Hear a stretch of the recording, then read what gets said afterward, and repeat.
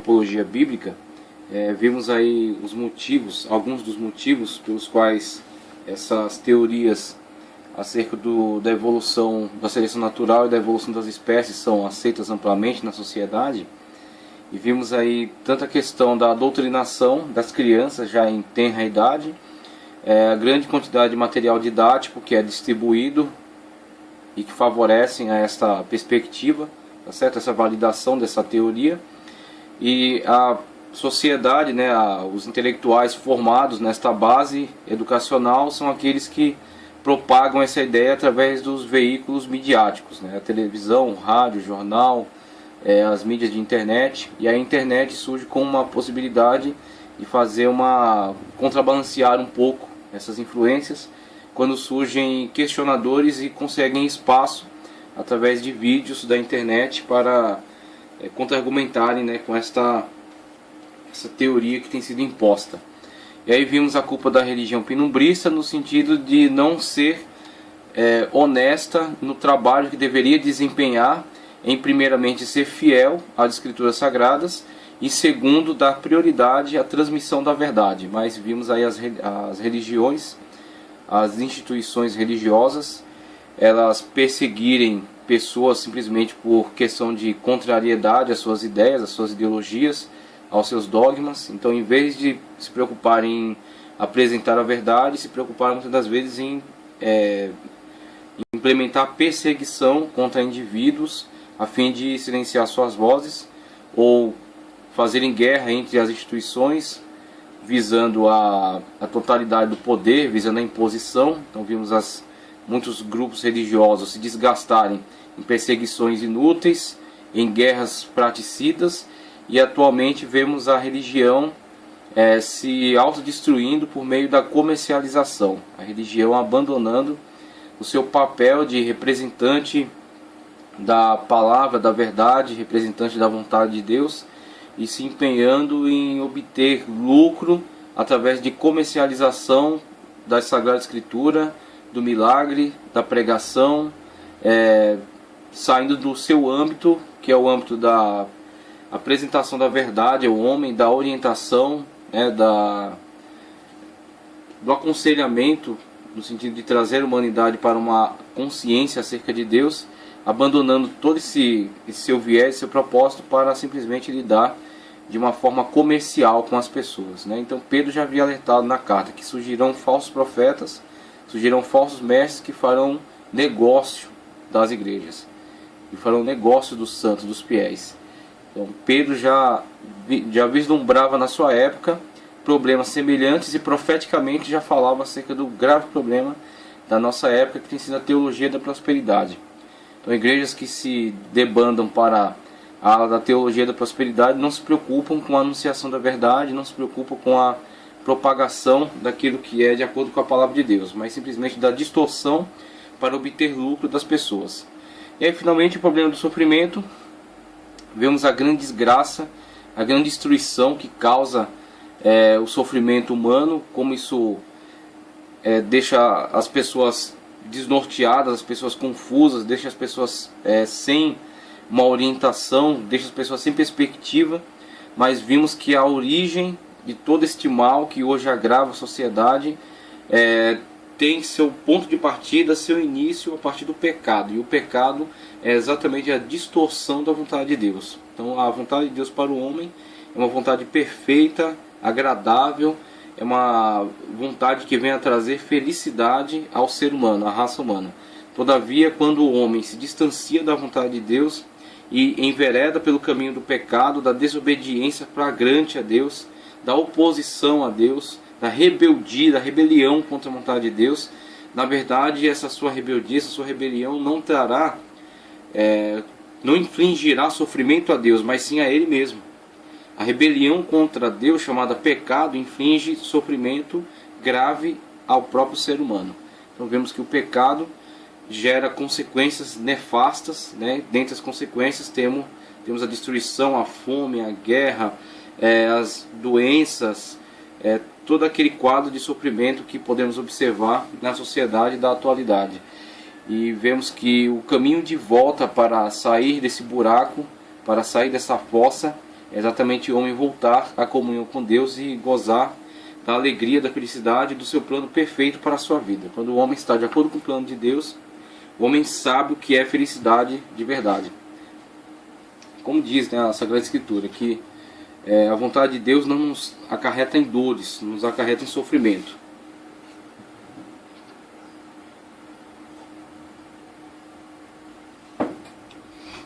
Dando sequência, vamos passar agora para alguns outros conceitos que também esclarecem acerca do problema da seleção natural e da evolução. O conceito matemático. Vamos ver agora acerca do conceito matemático. Segundo Einstein, o princípio criador reside na matemática. Para ele, a matemática é absolutamente certa, embora sendo abstrata. Einstein afirmava que a matemática não é outra coisa senão a consciência da realidade, conhecida também como verdade lógica metafísica. A matemática ensina que o efeito não pode ser maior do que a sua causa. Veja só, hein? São princípios matemáticos, como ele já disse aqui, são abstratos, todavia são exatos. Então é isso que é importante de trabalhar com o conceito matemático, é que mesmo que sejam conceitos abstratos, mas por serem conceitos exatos, são verdades que são orientadoras, guiadoras da lógica. Então são parâmetros por meio dos quais pode ser conduzido um pensamento lógico. É nessa condução do pensamento lógico que você vê a incoerência de algumas doutrinas. Você vê a incoerência de algumas teses. Se essa tese não se sustenta logicamente, não pode ser comprovada por um princípio lógico, não pode funcionar conforme esse princípio, então vemos que há um defeito nela. Em algum momento houve uma especulação dissociada de realidades factuais. Então por mais que houve a coletação de dados, mas a leitura que se faz sobre esses dados levou a uma especulação que se distanciou da lógica. Uma forma, nós não estamos em contato com esses dados, nós não somos especialistas nesta área, todavia podemos conduzir um pensamento lógico. Então é isso que a matemática nos fornece, uma ferramenta, uma habilidade para poder conduzir um raciocínio lógico e chegar a uma conclusão de acordo com a realidade, né? Uma conclusão que não fuja de aspectos da realidade. Então a matemática é muito útil nesse sentido, e conforme ele começa a esclarecer aqui, existem meios, existem formas de checar a possibilidade de uma tese, quando, por exemplo, você vê, através das proposições da matemática, o que é possível e o que não é possível. Então a matemática, ao mesmo tempo sendo que abstrata, é lógica, é exata. E é nessa exatidão que ela contribui grandemente para a avaliação dessas ideias. A matemática ensina que o efeito não pode ser maior que sua causa. Então você pensa entre causa e efeito. O efeito é aquilo que foi gerado pela causa. Então o efeito, conforme ele diz aqui, foi gerado por uma causa maior do que ele mesmo. Um objeto que entra em colisão com outro. Se o objeto que entrou em colisão com outro objeto é maior do que ele impulsionará aquele outro objeto mais à frente, adiante. Só que se ele for extremamente menor, ele não causará essa causa, por ser menor, não causa o efeito esperado. Ou seja, ao entrar em colisão, ele não gera movimento no outro objeto, porque ele é menor do que aquele objeto, ele tem menos massa, ele aplicará menos força naquele objeto. Se você tem uma bola de ferro e você joga nela uma bola de isopor, não vai fazer nada com a bola de ferro. Você tem uma causa, mas a causa não é suficiente para gerar um efeito, porque aquele efeito precisaria de uma causa maior. Agora, se você joga uma bola de canhão naquela bola de ferro, aquela esfera de ferro, ela irá gerar o efeito, ou seja, ela aplicará mais força e aquela força gerará um movimento na outra bola. Agora, veja, é uma questão apenas lógica.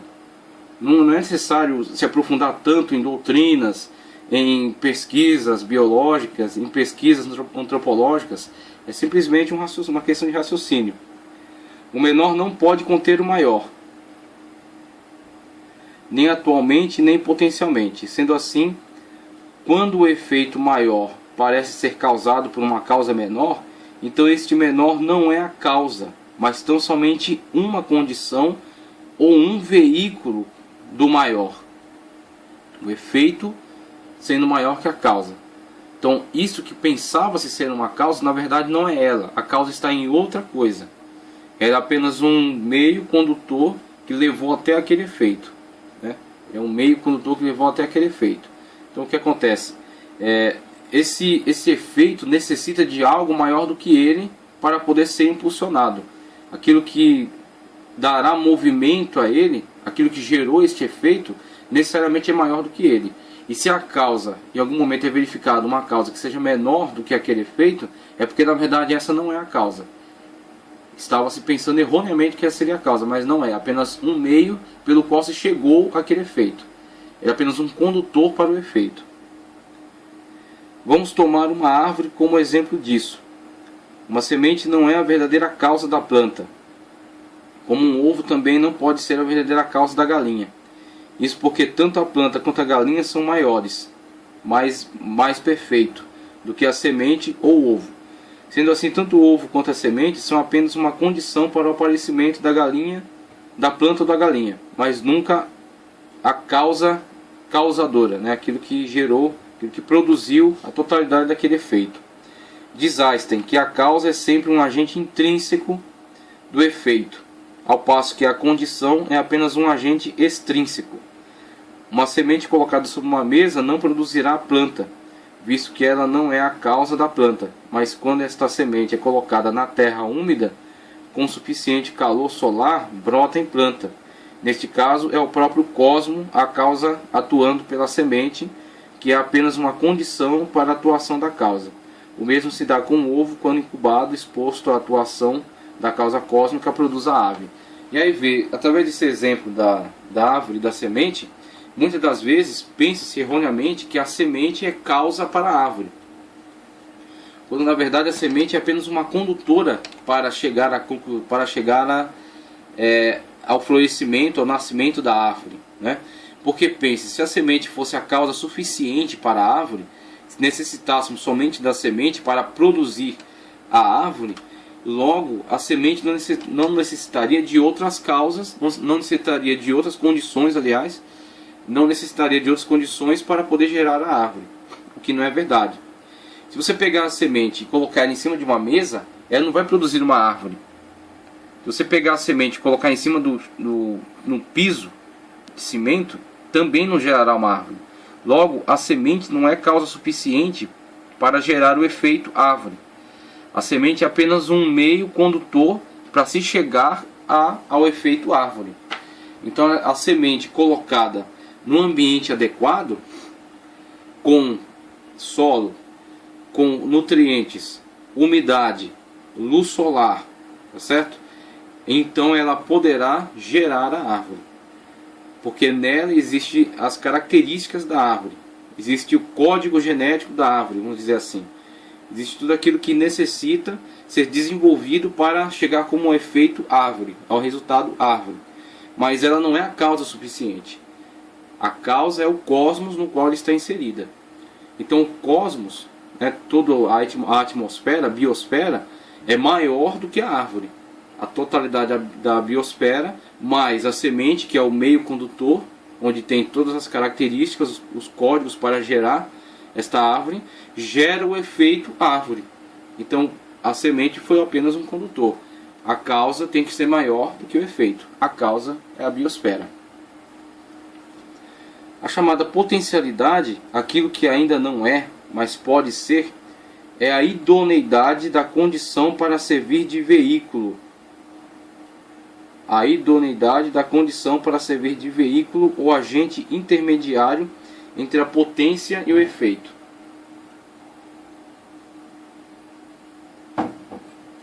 A potência é a verdadeira causa ou fonte do efeito, ao passo que a potencialidade funciona como condição ou canal para veicular o conteúdo da potência através da potencialidade rumo ao efeito.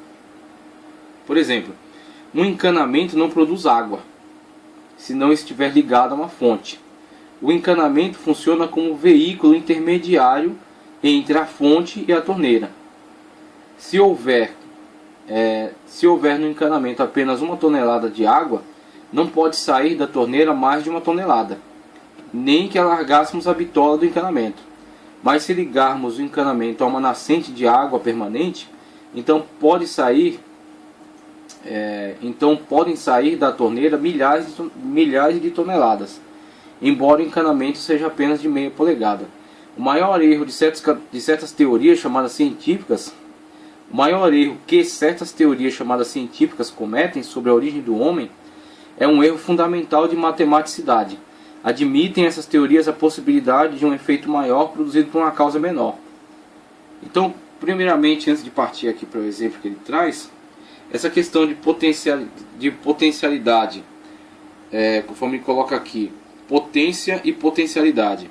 Essa questão de potência e potencialidade, a gente pode até exemplificar ela por meio aqui a questão da transmissão, né? A transmissão entre meio ambiente e semente com efeito de árvore. Então a causa, né? A causa para o efeito árvore, na verdade, é a biosfera. E a semente é um meio condutor. E aí, também aproveitando essa ideia, a gente passa aqui para a próxima explicação entre potência e potencialidade. Então temos aqui um exemplo, somente para entendermos a questão de potência. Esses galões de água. Temos aí o que? 2 galões de 20 litros, 40 litros de água. 40 litros de água, podemos dizer que é uma determinada potência, né, em água, em quantidade de água. 40 litros de água. 40 litros de água, se passado por uma torneira, potencialidade, por exemplo, então aquela potência transmitida por meio desse encanamento, dessa torneira, transmitido por meio dessa potencialidade, não poderá produzir nada diferente do que 40 litros de água. 40 litros de água não produzem 100 litros de água.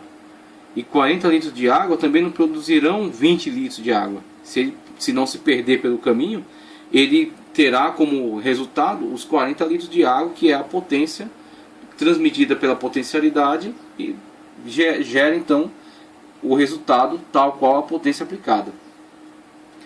Veja, admitem essas teorias a possibilidade de um efeito maior produzido por uma causa menor. E aí ele traz essa explicação agora.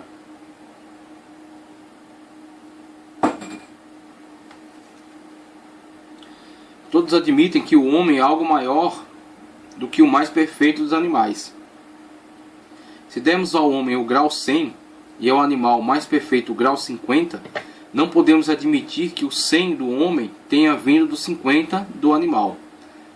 Então temos, se o homem é um ser mais complexo do que o animal, se nós, numa simples observação, sem muita profundidade, sem questões técnicas, né, nós vemos que o homem é um ser de uma complexidade muito maior do que os animais, tanto que constituíram-se em sociedades, formaram leis, desenvolveram tecnologia, como falou o Dr. Alder atrás, tem senso estético, tem senso filosófico, né? Tem noção de regras, leis, tem uma língua complexa, sistemática. Se o ser humano tem uma complexidade muito maior do que o ser humano, e podemos atribuir a ele então, numa graduação, um nível 100, como que o nível 100 do homem veio de algo menor do que este homem? Veio de um nível 50 do animal. Como é que o animal, que não tem essas características intrínsecas em si, tá certo? Não é condição dele, essa complexidade, porque senão já estaria vivendo tal qual ela. Como esse animal que não tem essa complexidade em si produzirá algo, produzirá alguém, dará origem a alguém que é muito mais complexo do que si mesmo. Transmitirá características que ele mesmo não tem. Como é que as características que constituem o ser humano na sua complexidade foram herdadas de um ser que está desprovido delas? Aí a gente vê esses dois conceitos. Tanto a questão da causa maior, transmitida por meio de uma condição, por exemplo, a causa maior biosfera, transmitida por meio da condição semente, gerando o efeito árvore. Vemos aí então que a causa é muito maior do que o efeito. Para chegar ao efeito, passou pela semente, que tem as características da árvore, mas necessitou do impulso de uma causa maior, chamada biosfera, para ter o resultado árvore. E na outra vemos a questão da potência e potencialidade, sendo potência 40 litros de água transmitido pela potencialidade de encanamento, dando o resultado a 40 litros de água. Isso observamos cotidianamente. Vemos um jacaré gera um jacaré, uma borboleta gera uma borboleta, um leão gera um leão, um ser humano gera um ser humano. E isso tem se repetido há milhões de anos. Ok? Isso tem se repetido há milhões de anos. Isso é um princípio matemático. Isso não é uma elucubração, isso não é uma especulação, isso não é uma questão, um exame técnico, científico, com uma linguagem compreensível. Isso é um princípio abstrato, sim, só que é exato. Tá certo? É exato. E é um princípio matemático simples de se verificar. É algo de baixa complexidade, né? Algo que pode ser investigado tranquilamente através de um raciocínio lógico. Apenas raciocínio lógico. Então o que temos? Uma ideia, uma teoria, por mais que ela tenha sido defendida, ela tenha sido propagada, a gente viu as motivações pelas quais ela obteve grande oportunidade de ser propagada. Por mais que ela seja muito difundida, muito propagada, mesmo assim isso não a justifica. A quantidade de pessoas que a conhecem não a justifica. Pode ser que as pessoas transmitam ou equivocadamente ou astuciosamente, transmitam uma ideia distorcida simplesmente por motivações alhures, ou seja, motivações que estão fora daquela ideia mesma, motivações que não estão dentro daquele conceito filosófico ou teórico ou biológico ou antropológico, mas conceitos que estão externos a ele, que usam ou utilizam como um meio adequado para justificar as suas teses. Então temos aí, primeiro, a questão da seleção natural e evolucionismo, desenvolvida por Darwin. A especulação que ele fez em cima dessas ideias. Alguma contradição dessa especulação com os princípios matemáticos. Mas a defesa dessas ideias e a sua propagação em larga escala por grupos que têm interesses nela. Grupos, por exemplo, que querem reafirmar constantemente a sua crença de que não existe Deus, a sua crença de que não existe significado, não existe sentido para a vida, ou seja, não existe propósito para a vida, tá certo? Temos aí o existencialismo, temos o racionalismo, temos diversas correntes de ateísmo que têm interesse na propagação em larga escala dessas ideias, na defesa dessas ideias, na doutrinação do público nessa ideia, com o sentido de combater a questão religiosa. Então, esses grupos que estão em constante guerra contra a ala religiosa, eles querem dar todo o respaldo a esse tipo de teoria, mesmo entrando em contradição com princípios matemáticos, mas eles passam por cima disso para poder dar propagação em larga escala para essas ideias. Mas vemos, com um simples raciocínio, uma coisa lógica, você vê a impossibilidade de justificação dessas doutrinas, tá certo?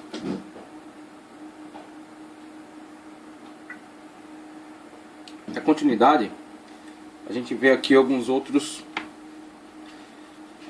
cientistas e personalidades da mídia também que discutem acerca desses problemas.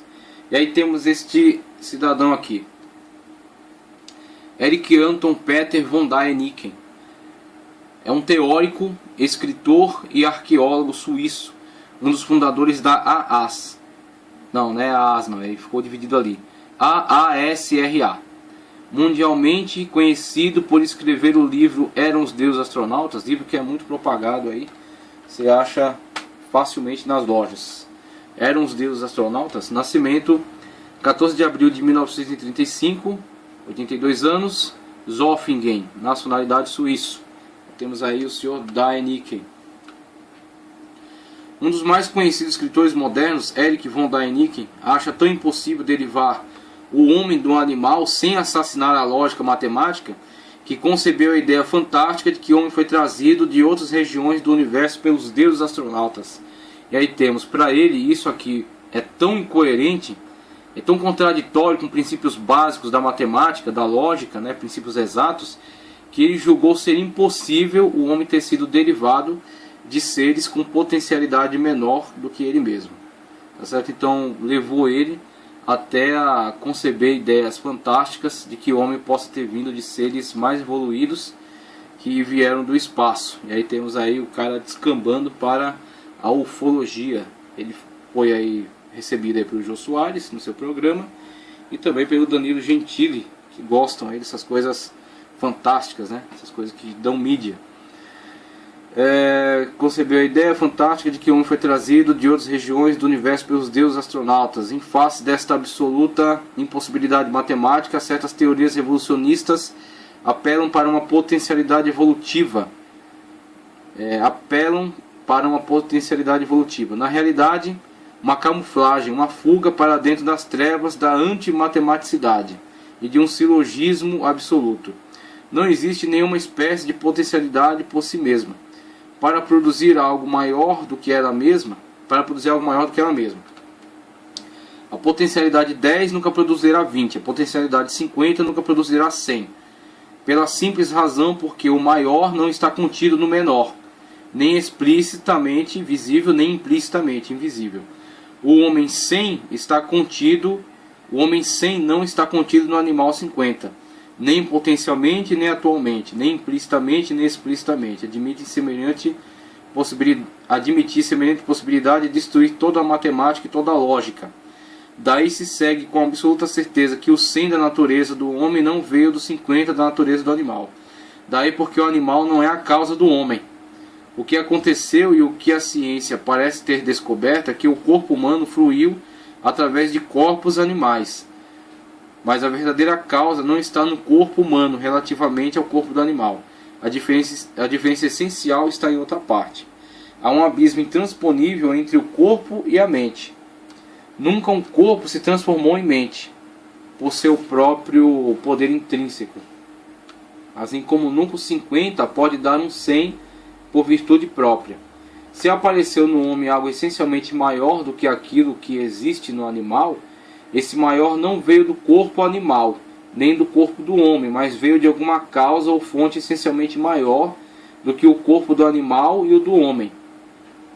Essa causa ou fonte é chamada em matemática de potência. E aí podemos até ver na potencialidade que deu impulso à causa chamada homem, que deu impulso a esta causa, na sua complexidade, na sua singularidade e no abismo de distanciamento que há entre ele mesmo e os animais. Podemos ver nessa causa maior para o homem a manifestação de Deus, por exemplo.